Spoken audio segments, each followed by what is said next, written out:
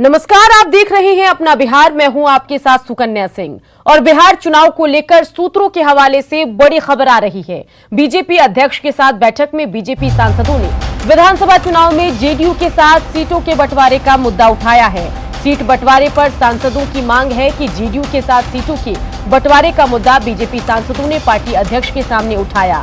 मुद्दा सम्मान के साथ नहीं होना चाहिए कोई समझौता। तो क्या कुछ कहा गया इस दरमियान वो जरा आप देखिए। सम्मान के साथ कोई समझौता नहीं होना चाहिए। लोकसभा चुनाव में जिस तरह जेडीयू को दी गई थी सीट, उसी तरह बीजेपी को भी इस बार मिलनी चाहिए सीटें। ज्यादा सीटें देने से कार्यकर्ताओं का मनोबल टूटेगा। बीजेपी सांसदों के साथ बैठक में ये मुद्दा उठा। जेपी नड्डा ने सांसदों से राय मांगी थी और उसके बाद सांसदों ने अपनी राय दी। सांसदों ने कहा बीजेपी की ताकत कमजोर नहीं है। चलिए सीधा रुख करते हैं दिल्ली का, जहां से हमारे संवाददाता अमितेश हमारे साथ सीधे जुड़ गए हैं। अमितेश, जेडीयू सांसदों की बीजेपी सांसदों की बीजेपी के राष्ट्रीय अध्यक्ष के साथ वर्चुअल जो मीटिंग हुई, उसके बाद कई बातें सामने आ रही है। कहा यह जा रहा है कि जो बीजेपी के सांसद हैं उन्होंने साफ कहा है कि हमें जेडीयू से कम सीटों पर नहीं बल्कि बराबर सीटों पर चुनाव लड़ना चाहिए, इससे हमारा मनोबल बढ़ा रहेगा। आप तक क्या कुछ जानकारी पहुंची है, बताइए।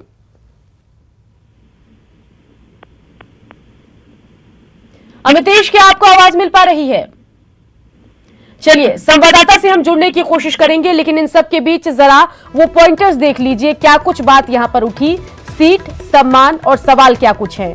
सीधा कहना है बीजेपी के सांसदों का कि बराबर सीटों पर जेडीयू और बीजेपी चुनाव लड़े, इससे सम्मान बरकरार रहेगा। उत्साह के साथ कार्यकर्ता चुनावी मैदान में उतरेंगे। और इन सब के बीच जेपी नड्डा ने सांसदों से जब राय मांगी तो उन्होंने ये बातें कही। अब देखना होगा कि बीजेपी आलाकमान इस पर क्या फैसला लेता है। बता दें कि एनडीए की अगर हम बात करें तो लगभग माना जा रहा है कि बीजेपी, जेडीयू, एलजेपी तो साथ है ही, लेकिन कंफर्म है कि जीतन राम मांझी भी एनडीए में शामिल हो चुके हैं। ऐसे में सीट शेयरिंग का क्या फॉर्मूला एनडीए में होगा, इस पर लगातार चर्चाओं का दौर चल रहा है। और इसी सिलसिले में जब वर्चुअल मीटिंग हुई बीजेपी के राष्ट्रीय अध्यक्ष जेपी नड्डा की और बिहार के सांसदों की, तो उन्होंने क्या कुछ कहा वो जरा आप देखिए। इन्होंने सीधा कहा कि जेडीयू और बीजेपी बराबर सीटों पर विधानसभा का चुनाव लड़े। अगर बीजेपी कम सीटों पर चुनाव लड़ती है तो ऐसे में मनोबल नीचे जा सकता है, मनोबल गिर सकता है कार्यकर्ताओं का, नेताओं का। साथ ही दलील दी गई कि लोकसभा चुनाव में जिस तरीके से बराबर की सीटें जेडीयू को दी गई, उसी तरह अब विधानसभा चुनाव में भी दोनों पार्टियां जो हैं वो बराबर सीटों पर चुनाव लड़े और बाकी जो बची हुई सीटें हों वो एलजेपी और अगर हम साथ आती है तो हमको दी जाए। तो क्या कुछ बातें हुई वो आपको हम दिखा रहे हैं। सूत्रों के हवाले से बड़ी जानकारी सामने आ रही है। बता दें कि जनरली विधानसभा चुनाव में जब भी एनडीए में जेडीयू और बीजेपी साथ में चुनाव लड़ती है तो विधानसभा चुनाव में ज्यादा सीटों पर जेडीयू चुनाव लड़ता है और जेडीयू से कम सीटों पर बीजेपी चुनाव लड़ती है। अब देखना होगा कि सांसदों ने अपनी बात तो यहां पर रख दी, ऐसे में क्या कुछ रिएक्शन या क्या कुछ फैसला बीजेपी आलाकमान के द्वारा लिया जाता है। चलिए सीधा लेकर चलते हैं आपको पटना, जहां से हमारे संवाददाता संजय हमारे साथ जुड़ गए हैं। संजय, एक और तो जेडीयू की कवायद हमको एनडीए से जोड़ने की है, लेकिन इन सब के बीच बीजेपी के सांसद इस कवायद में जुटे हैं कि इस बार के विधानसभा चुनाव में जेडीयू और बीजेपी बराबर सीटों पर चुनाव लड़े। आप तक क्या कुछ जानकारी पहुंची है, बताइए। देखिए, निश्चित तौर पर सुगन्या, जिस तरीके से कल दिल्ली में बैठक हुई है और सांसदों ने, जो बीजेपी सांसद हैं, उन्होंने अपनी जो भावनाएं हैं उनको जाहिर किया, उसके बाद बिहार में भी सियासत जो है वो शुरू हो गई है। हालांकि नपी तुली प्रतिक्रिया आ रही है सामने। बीजेपी के नेताओं का ये कहना है कि हर एक जो सांसद है उनको अपनी भावनाओं को सामने रखने का हक है पार्टी आलाकमान के सामने। और निश्चित तौर पर जो सांसद है वो चाहते हैं कि अधिकाधिक सीट पर चुनाव लड़े, कम से कम बराबरी की हिस्सेदारी विधानसभा चुनाव में भी होनी चाहिए, लोकसभा चुनाव की पुनरावृत्ति होनी चाहिए। वैसे जदयू नेताओं को इस बात का संतोष है कि बीजेपी के जो प्रोमिनेंट लीडर हैं, जो शीर्षस्थ नेता, उन्होंने कहा कि नीतीश कुमार के नेतृत्व में बिहार विधानसभा का चुनाव लड़ा जाएगा। जहां तक पार्टी के सांसदों का ये सवाल है कि अधिकाधिक बीजेपी को अधिकाधिक सीटों पर लड़ना चाहिए, इस बारे में जदयू के नेताओं का ये कहना है कि शीर्षस्थ जो नेतृत्व है वो इस बारे में अंतिम फैसला करेगा। लेकिन हमारे साथ इस मुद्दे पर बात करने के लिए पूर्व केंद्रीय मंत्री और भाजपा के वरिष्ठ नेता संजय पासवान जी हैं। संजय पासवान जी, न्यूज 18 में आपका बहुत बहुत स्वागत है। कल सांसदों की जो बैठक हुई उसमें उन्होंने अपनी राय जाहिर कर दी है कि विधानसभा चुनाव में लोकसभा चुनाव की पुनरावृत्ति होनी चाहिए, खासकर सीटों की जो शेयरिंग है उस मुद्दे को लेकर। अधिकाधिक सीटों पर आप लोग क्यों लड़ना चाहते हैं जब नीतीश कुमार नेतृत्व करेंगे और वो फैसला कर लेंगे? देखिए, बात कल सांसदों की बैठक में जो सांसदों का जो कंसर्न था उसको उठाया है और हमारे वरिष्ठ नेताओं ने उसको गंभीरता से सुना भी है और उसमें कई बातें थी।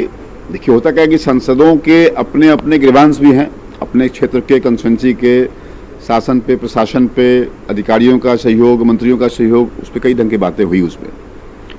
लेकिन ये तो बड़ा लॉजिकल बात है कि लोकसभा में चूंकि अब जो होगा अब फ्रेश होगा ना, हम लोग को छोड़ के नीतीश जी गए और नीतीश जी को हम लोग लाए या नीतीश जी हम लोग को ले गए, मतलब ये बातें कुल मिलाकर के अब फ्रेश होगा। तो फ्रेश में जो एक प्रेसिडेंस है जो पहले हुआ कि सब लोकसभा का सीट हम लोग बराबर बराबर लड़े, तो ये एक अच्छा उदाहरण, अच्छा मिसाल सेट हो गया कि आधा आधा पे लड़ेंगे हम सब लोग। वैसे मुझे कहने में कोई कोताही है, कोई गुरेज नहीं है कि आज की तारीख में बिहार का भाजपा देश का सबसे स्ट्रांग इकाई है, देश का, मतलब जो देश में अन्य जगह भाजपा है उसमें सबसे स्ट्रांगेस्ट इकाई है और उनकी अपनी चाहत है। तो कुल मिलाकर के मुझे तो हमें लगता है कि आधा आधा पे एक बहुत ही माकूल, बहुत ही रैशनल, बहुत ही एक अच्छा अलायंस हो जाएगा, ये मैं मानता हूं। इसलिए मेरी भी सहमति इस बात से है कि आधे आधे पे अगर हो तो मानना चाहिए। लेकिन जदयू एलायंस पार्टी है, बिना विचार विमर्श किए और बैठक में इस तरह की भावनाओं को उनका जो प्रकटीकरण है, ये लगता नहीं है कि एलायंस पर इसका असर पड़े इस तरीके से अगर आप अपनी भावनाओं को जाहिर करते हैं सार्वजनिक रूप से? नहीं, देखिए ऐसा है कि अब लोकसभा आधे आधे लड़े। देखिए, संदर्भ बिहार का ही है, बिहार में सब जगह संगठन हम लोग का है, सब कुछ है और हम लोग इसमें क्या है, जब नेता हम लोग घोषणा कर दिया, हमारे बड़े नेताओं ने तय कर दिया है कि नेता हमारे माननीय नीतीश कुमार ही रहेंगे, मतलब मुख्यमंत्री रहेंगे वही, तो मतलब ये स्पष्ट है। अब हम लोगों ने ये तय कर दिया, थोड़े करें कि सब बाद में तय करेंगे हम तो स्पष्ट कर रहे हैं, हमारे बड़े नेताओं ने कह दिया है। थोड़ा मेरा अपना अलग से रिजर्वेशन था जिसके लिए मैं डांट भी खाया लोगों से, तो इसीलिए नेता हमारा नीतीश कुमार ही था, नीतीश कुमार जी हैं और नीतीश कुमार रहने वाले हैं। ये भी एक बहुत बड़ा इंडिकेशन है या एक बहुत बड़ा मतलब बीजेपी के जो नेतागण हैं उन्होंने साफ कर दिया कि चेहरा नीतीश कुमार का और सीट बराबर की होनी चाहिए। संजय बने रहिए हमारे साथ, आगे भी आपसे बातचीत करेंगे। लेकिन इन सब के बीच दिल्ली से हमारे संवाददाता अमितेश भी हमारे साथ जुड़ गए हैं। अमितेश, वर्चुअल मीटिंग के बाद चर्चाओं का बाजार गर्म है, जेडीयू बीजेपी की बात हो रही है, सीट शेयरिंग के फॉर्मूले पर चर्चा हो रही है और बीजेपी के सांसदों की तरफ से कहा जा रहा है कि सीट बराबरी होनी चाहिए। जिस तरह से बीजेपी के सांसदों ने कल पार्टी के राष्ट्रीय अध्यक्ष जेपी नड्डा के सामने मुद्दे को उठाया, उनकी तरफ से कहा गया कि जिस तरह से लोकसभा चुनाव में जेडीयू को हमने सम्मानजनक समझौता किया जेडीयू के साथ और जेडीयू 2 सीटों वाली पार्टी थी 2014 के लोकसभा चुनाव में, उसे हमने बराबर सीटें दी, यानी 17 सीटों पर जेडीयू और बीजेपी दोनों ने चुनाव लड़ा था लोकसभा चुनाव 2019 में। ठीक उसी तरह विधानसभा चुनाव में समझौता होना चाहिए। ये खबरें बार बार आ रही थी कि जेडीयू थोड़ी ज्यादा सीटें मांग रही है और पिछले विधानसभा चुनाव में 2015 की बात करें तो जेडीयू को 71 सीटें जबकि बीजेपी को 53 सीटें मिली थी। तो यानी लोकसभा चुनाव के ठीक उलट 2015 के विधानसभा चुनाव में जेडीयू नंबर 1 पार्टी रही और एक तरह से देखें तो नंबर 1 पार्टी आरजेडी रही। लेकिन जेडीयू बीजेपी की तुलना में अगर बात करें तो जेडीयू की सीटों की संख्या ज्यादा है बीजेपी से। तो बीजेपी के सांसद अब चाह रहे हैं कि हर हाल में बराबर सीटों पर ही समझौता हो, सम्मान के साथ समझौता नहीं हो। ग्राउंड पर हमारी ताकत काफी ज्यादा है, काफी हम मजबूत हैं जेडीयू के मुकाबले, इसलिए सम्मान के साथ समझौता नहीं होना चाहिए। चलिए अमितेश, तमाम जानकारी के लिए आपका शुक्रिया। पटना से संवाददाता संजय भी हमारे साथ बने थे। संजय, आपका भी शुक्रिया और साथ ही दर्शकों को बताएं कि लगातार मीटिंग चल रही है, वर्चुअल और सीधे सीधे भी मीटिंग चल रही है और ये सब बातें जो हैं सीधे सीधे जब मीटिंग हुई थी जेपी नड्डा के साथ आमने सामने की, उसमें सांसदों ने रखी थी। चलिए बढ़ते आगे, जहां बीजेपी का कहना है कि सांसदों ने अपने क्षेत्र के हिसाब से राष्ट्रीय नेतृत्व को फीडबैक दिया, कौन कितनी सीटों पर लड़ेगा गठबंधन के शीर्ष नेता तय करेंगे। जबकि जेडीयू का कहना है कि सीटों के बंटवारे पर कोई विवाद नहीं है, बीजेपी सांसदों की भावना गठबंधन में सहयोग और मिलकर काम करने की है। बैठ के सब लोग अपना व्यक्तिगत स्तर पर तय करेंगे तो समय आने पर सब चीज़ स्पष्ट हो जाएगा। अभी इतना है कि जो जहाँ के जनप्रतिनिधि हैं, माननीय सांसदगण हैं, सब चीज़ को लगातार क्षेत्र में रहते भी हैं, उसी क्षेत्र को हर रचना को समाहित करते हुए विषय को बताने का काम करेंगे। अधिक से अधिक सीट चाहते हैं आप लोग? वो तो ऊपर के विषय पर समायोजन के बाद सब निर्णय समय पर हो जाएगा। सीटों का सवाल है तो ये राष्ट्रीय नेतृत्व को तय करना है। इतना तो तय हो चुका है ना कि माननीय नीतीश कुमार जी के नेतृत्व में ही एनडीए चुनाव लड़ेगा, शानदार और जानदार तरीके से अपनी उपलब्धियों के बदौलत और भविष्य की रूपरेखा जो बिहार के विकास का होगा वही हमारी बुनियाद है। इसलिए ये गठबंधन जो हमारा है उसमें परस्पर सहयोग और परस्पर एक दूसरे के कार्य करने की जो प्रवृत्ति है उसी का प्रकटीकरण है। बड़ी खबर भागलपुर से आ रही है, जहां युवक और युवती का शव मिलने से इलाके में सनसनी फैल गई। घटना गोपालपुर के अभिया गांव की है। दोनों शवों को एक मकान के बाथरूम से बरामद किया गया। मृत युवक और युवती अभिया गांव के ही रहने वाले थे और हत्या कर शव को बाथरूम में रखे जाने की आशंका जताई जा रही है। फिलहाल पुलिस पूरे मामले की छानबीन में जुटी है।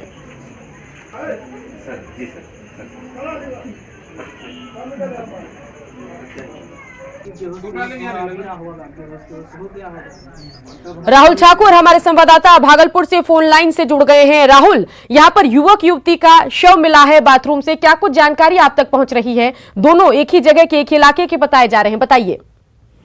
देखिए सुकन्या, यह मामला है नौगछिया पुलिस जिला की गोपालपुर थाना क्षेत्र के अभिया गांव में जो है शिल्पी के घर के बाहर में ही जो उसके परिसर में एक शौचालय था, उस शौचालय में जो है युवक युवती का शव मिला है। युवक जो है उसी गांव का रहने वाला सिंटू उर्फ राहुल नाम बताया जाता है, जबकि जो युवती है वो शिल्पी कुमारी और विवाहित बताई जाती है।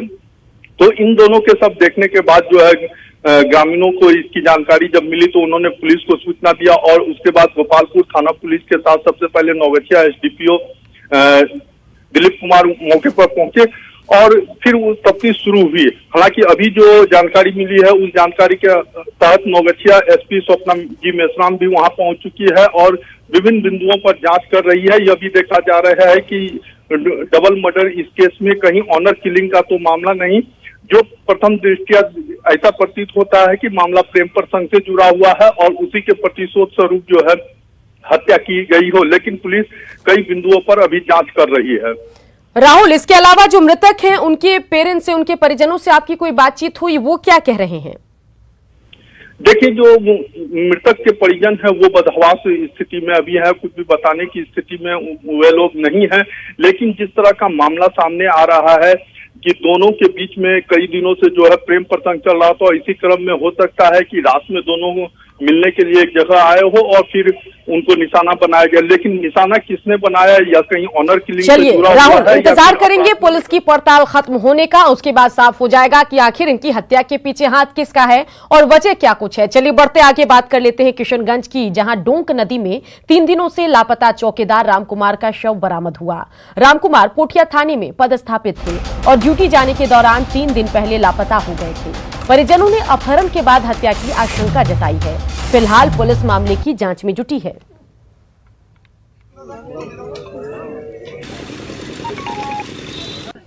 बड़ा हादसा नालंदा में हुआ है। इस वक्त की बड़ी खबर नालंदा से आपके टेलीविजन स्क्रीन पर हम आपको दिखाने जा रहे हैं। बता दें कि मालवाहक वाहन और स्कॉर्पियो में टक्कर हुई है। हादसे में 2 लोगों की मौत हो गई है। रहुई थाना क्षेत्र के भोंडा गांव में यह हादसा हुआ। तो इस वक्त की बड़ी खबर नालंदा से, जहां मालवाहक वाहन और स्कॉर्पियो में टक्कर हुई। हादसे में 2 लोगों की मौत हुई है। रहुआ थाना क्षेत्र के भेंडा गांव में हादसा हुआ।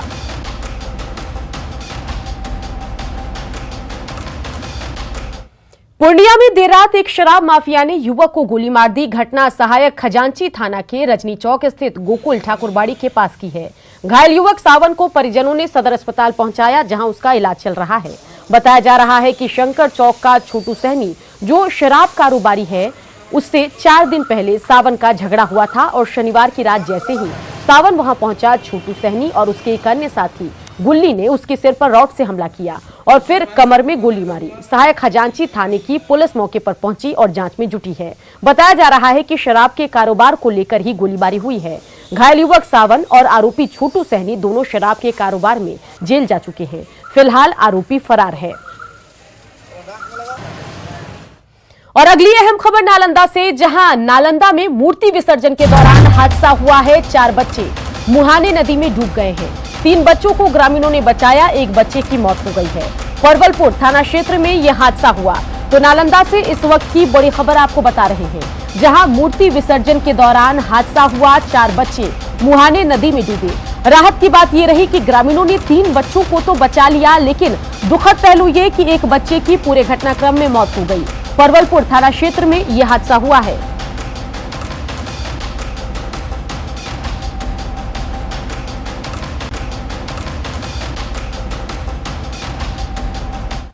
गोपालगंज के रामनाथ शर्मा मार्ग में देर रात अपराधियों ने आरजेडी नेता और पूर्व पब्लिक प्रोसिक्यूटर रामनाथ साहू के घर पर सरेआम फायरिंग कर दी। हालांकि इसमें किसी को कोई नुकसान नहीं हुआ, जबकि इससे पहले इलाके में दहशत फैल गई। पूरी वारदात सीसीटीवी में कैद हुई। घटनास्थल गोपालगंज नगर थाने से 150 मीटर दूर है। रामनाथ साहू लालू प्रसाद के करीबी तो हैं ही, JP Yadav triple murder case की वकील भी हैं। वो कोर्ट में इस मामले के आरोपी और जेडीयू विधायक पप्पू पांडे समेत 4 आरोपियों की जमानत याचिका का विरोध करने वाले थे। वारदात को इससे जोड़कर भी देखा जा रहा है। घटनास्थल पर 5 खोखे मिले हैं। गोपालगंज के सदर एसडीओ उपेंद्र पाल और एसडीपीओ नरेश पासवान ने घटनास्थल का जायजा लिया। आया ये मारा गोली 2 3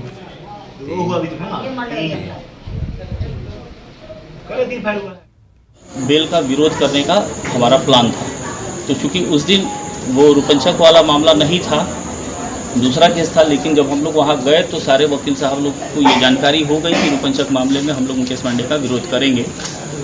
तो ऐसी आशंका हम लोगों को लग रही है कि ये पूरी तरीके से दहशत फैलाने का काम किया जा रहा है। जो भी हमारे खिलाफ आवाज़ उठाए उसकी आवाज़ को ख़त्म कर दिया जाए, इस तरह का माहौल बनाया जा रहा है। हाजीपुर में अपराधियों का तांडव देखने को मिला। नगर थाना के आर्यन कॉलेज के पास अपराधियों ने मोटर पार्ट्स व्यवसायी पर फायरिंग की। इस फायरिंग में व्यवसायी बाल बाल बच गया, लेकिन गाड़ी का शीशा चकनाचूर हो गया। अपराधियों ने व्यवसायी के पास से 2.25 लाख रुपए लूट लिए और फरार हो गए। बताया जा रहा है कि शनिवार की रात व्यवसायी डाक बंगला रोड स्थित अपनी दुकान बंद कर जब गाड़ी से घर लौट रहे थे, तभी आर्यन कॉलेज के पास अपराधियों ने हमला बोला।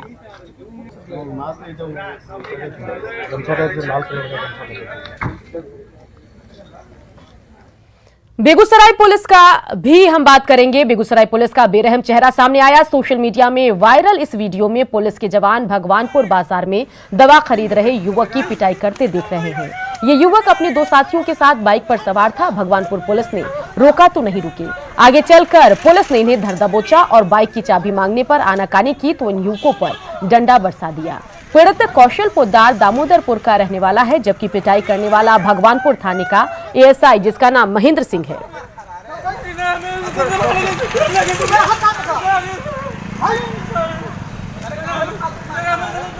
तो तस्वीरें बेगूसराय से आपको दिखा रहे हैं। तस्वीर देखिए, हाथ जोड़ता युवक, डंडा पर बरसाती पुलिस।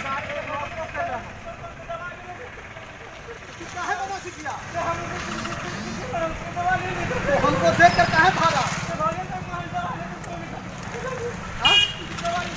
अरे तू हमको देखकर भागा क्यों? और कहाँ गया? आप और कहाँ गया? गया होगा सर, हमें कहाँ भाग गया दोनों? सर आपको देख के भाग गया होगा। कहाँ भागा? नहीं सर, हम लोग विद्यार्थी से हैं। विद्यार्थी है, तू कहाँ भाग गया? तू दोनों कहाँ भागा? चलो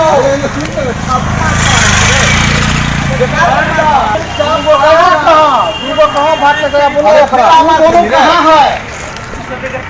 देखते नहीं, बैठो तो गाड़ी में।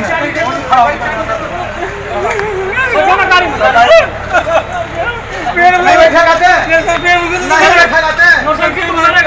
नहीं देखा तमाशा आप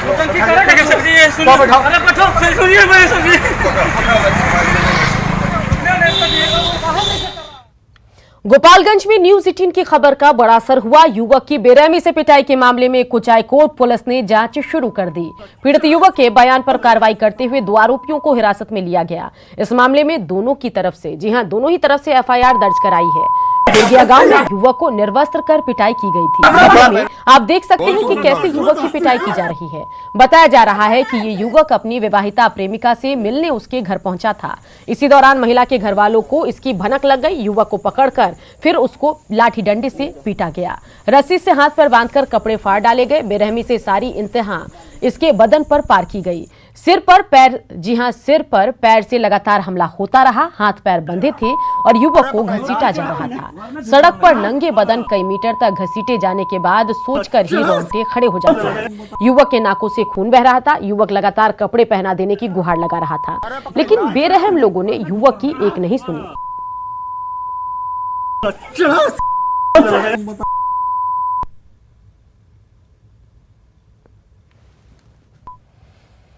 बांका के विशंभर चक में कर्मा पर्व के दौरान मामूली बात को लेकर दो गुटों में जमकर भिड़ंत हो गई, जिसमें 4 महिला समेत 6 लोग जख्मी हो गए। दरअसल कर्मा पर्व के दौरान गांव की बच्चियां परंपरागत डांस कर रही थी, लेकिन इसी दौरान शराब के नशे में धुत कुछ युवक इसका वीडियो बनाने की कोशिश करने लगे। रोकने पर भड़क गए और दोनों तरफ से मारपीट हुई। अमरपुर पुलिस ने मामले को शांत कराया और घायलों को अमरपुर रेफरल अस्पताल में भर्ती कराया। पुलिस आरोपी युवक की तलाश कर रही है।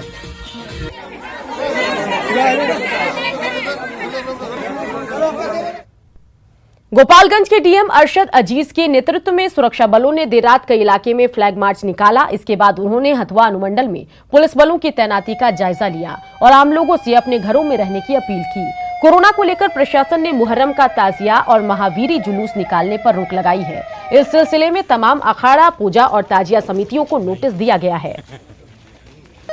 किसी भी धार्मिक भीड़ भाड़ धार्मिक कार्यक्रम को करने में मना है और मुहर्रम में सरकार का आदेश है और हम लोगों ने भी आदेश दिया कि कहीं पर भी मुहर्रम हो या अभी महावीर झंडा भी चल रहा है तो कहीं पर भी पब्लिक में नहीं होगा। जिनको करना है अपने घर के अंदर।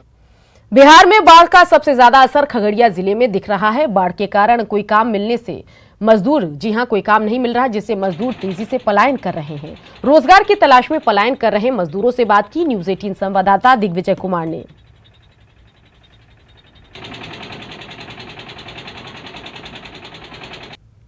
जो बाढ़ प्रभावित क्षेत्र के लोग हैं वो पलायन कर रहे हैं। एक तरह से हम ये दिखाना चाह रहे हैं, सोनमंकी घाट पर अभी इस समय मौजूद हैं। ये लोग प्रवासी मजदूर हैं जो सहरसा और खगड़िया का जो सीमावर्ती क्षेत्र है वहाँ के रहने वाले हैं। 2 से 3 नदी पार करके यहाँ तक पहुँचे हैं। उसके बाद यहाँ से वो बस के सहारे कानपुर जाएंगे। ये लोगों का कहना है कि हम लॉकडाउन से पहले यहाँ पर आए थे, कानपुर में ये लोग काम करते थे, उसके बाद ये जा नहीं सके और अभी फिर इस गांव के जो लोग हैं, सलखुआ प्रखंड के सभी लोग रहने वाले हैं, वो लोग कानपुर यहाँ से जा रहे हैं। गांव के कम से कम 27 से 28 जो लोग हैं, प्रवासी मजदूर हैं, ये लोग वहाँ पे ये लोग कानपुर जा रहे हैं। रास्ते में ये लोग हैं। अभी पूरा घर का जो सामान है, एक तरह से कहे तो अपना जो पूरा कपड़ा लेकर के सभी लोग किसी तरह से नदी टप करके यहाँ पहुँचे हैं। उसके बाद बस के सहारे ये लोग जाएंगे। इन लोग का कहना है कि पिछले 4 से 5 महीने में हम गांव में थे, किसी प्रकार का कोई मदद इनको नहीं मिला और जो पैसा इनके पास में था वो भी समाप्त हो चुका है।